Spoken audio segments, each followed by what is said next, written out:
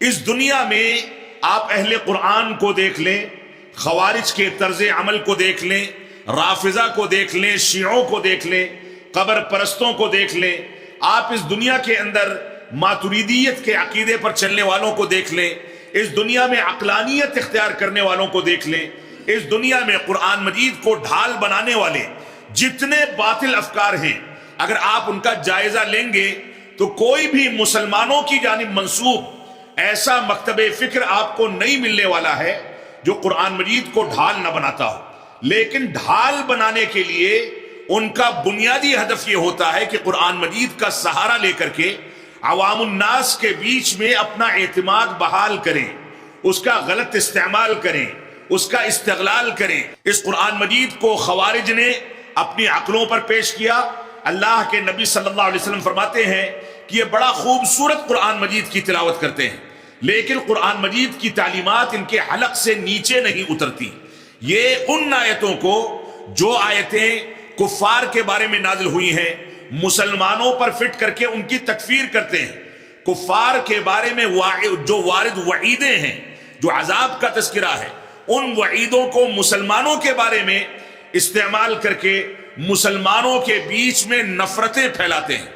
رافضہ کو آپ دیکھ لیں، انہوں نے قرآن مجید کا انکار کیا، اس کو ناقص کتاب قرار دیا۔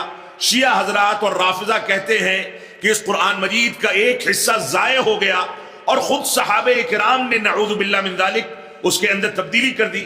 آپ قبر پرستوں کو دیکھ لیں، یہ قرآن مجید قبروں پر پڑھنے کی کتاب نہیں ہے، اور اللہ کے نبی صلی اللہ علیہ وسلم نے قبرستان میں قرآن مجید کی تلاوت سے روکا ہے، لیکن یہ لوگ یاسین اور فاتحہ کے نام پر قبروں کی زینت بنا کر کے قرآن مجید کی توہین کرتے ہیں۔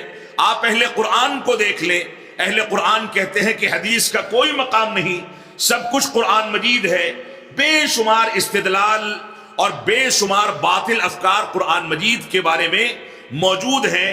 تو جو روایت میں نے ابتدا میں ذکر کی ہے، اس روایت کو سامنے رکھ کر کے آپ سمجھیں کہ ان اللہ یرفع بہذا الکتاب اقواما ویضع بہ آخرین، کہ اللہ رب العالمین اس کتاب پر عمل پیرا ہونے کے نتیجے میں ایک قوم کو سربلندی عطا فرماتا ہے۔ یہ قرآن مجید بدعات کی تردید کرتا ہے، یہ قرآن مجید صحابہ کرام کی عظمت کا تذکرہ کرتا ہے، صحابہ کرام سے رضامندی کا اعلان کرتا ہے، یہ قرآن مجید صحابہ کرام کی تنقیص و توہین کرنے والوں کی تردید کرتا ہے۔ تو کوئی شخص یہ کہے کہ میرے لیے قرآن مجید کافی ہے تو یہ باطل نظریہ ہے۔